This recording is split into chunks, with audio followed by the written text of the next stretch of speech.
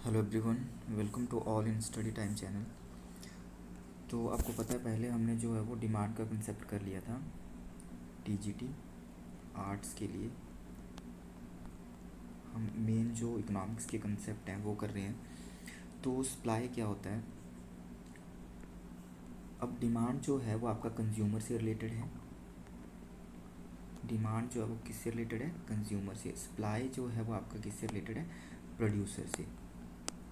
ठीक है, supply producer से रिलेटेड है। तो सप्लाई कौन करेगा? प्रोड्यूसर करेगा।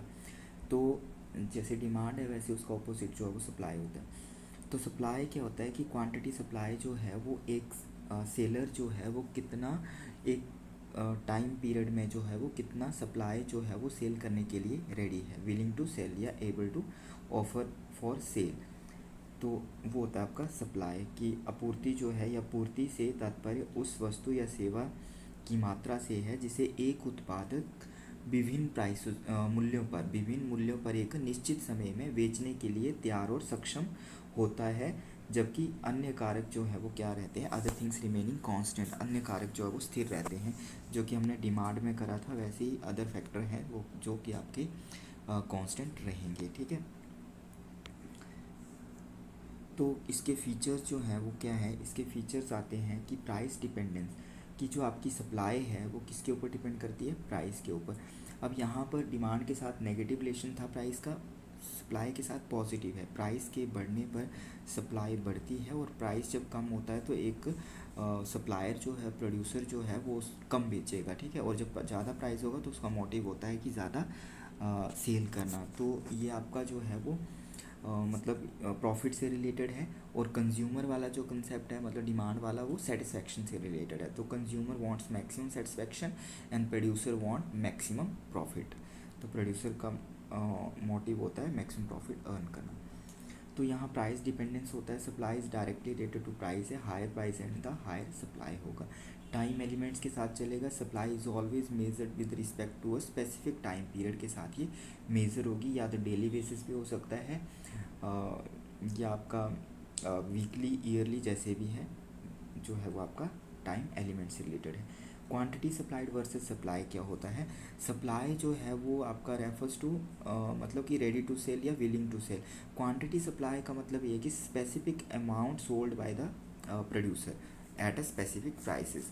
तो स्पेसिफिक प्राइसेस पर एक स्पेसिफिक अमाउंट जो है वो किसी कमोडिटी का सेल किया जा रहा है, that is the quantity supply, कि एक्चुअल में इतना क्वांटिटी सप्लाई हुआ।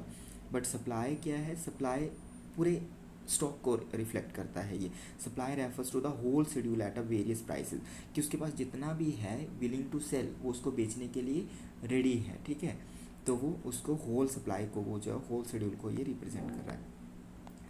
नेक्स्ट आता है law of supply.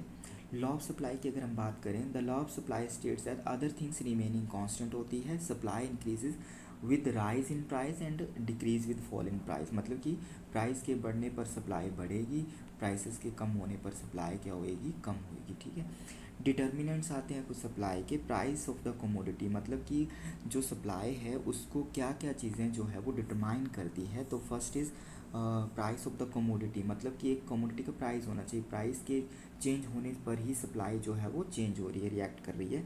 Price of related good भी अफेक्ट करता है। अगर रिलेटेड गुड्स के प्राइसेस जो है वो बढ़ जाएंगे तो अनदर, जैसे टी एंड कॉफ़ी है, ठीक है, एक का प्राइस बढ़ने पर दूसरे की जो सप्लाई जो है वो क्या हो जाएगी?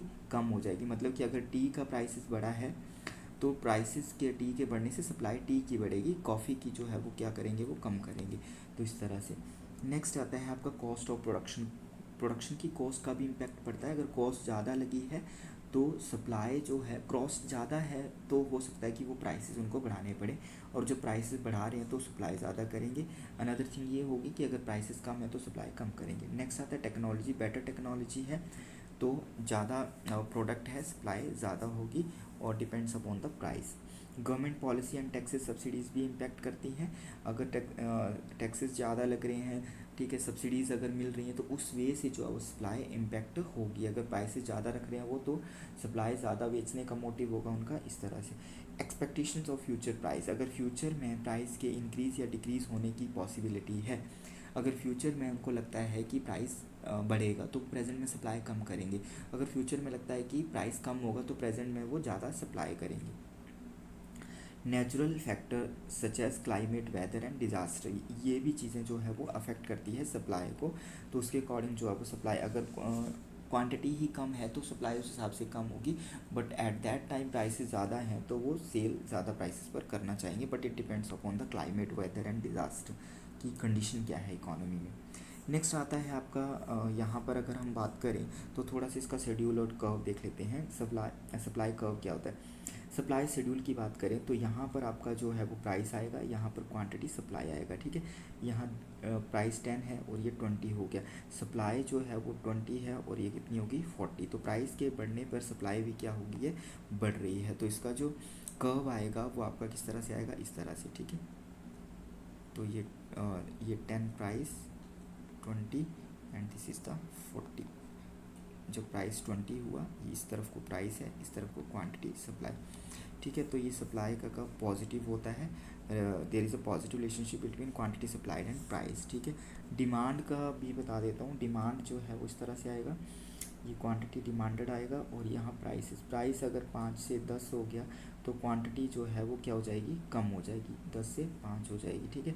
तो यहाँ पर जो है, यहाँ पर प्राइस आएगा, यहाँ पर क्वांटिटी डिमांडेड आएगा, ठीक है। हियर 5, हियर 10, 5 एंड 10, ठीक है। जब 5 है तो आपका 10, ठीक है, और इस तरह से। तो ये नेगेटिवली डिमांड कर्व जो है वो आपका नेगेटिवली रिलेटेड विद प्राइस की, प्राइस के बढ़ने पर डिमांड जो है वो कम होती है, प्राइस के कम होने से डिमांड जो है वो बढ़ती है। तो दो चीज़ें याद रखना है, क्वेश्चन यहाँ से बन सकता है। There is a positive relationship between price and quantity supplied and there is a negative relationship between price and quantity demanded. Clear. अगला कोई और टॉपिक हम नेक्स्ट क्लास में करेंगे। Thanks for watching, thank you.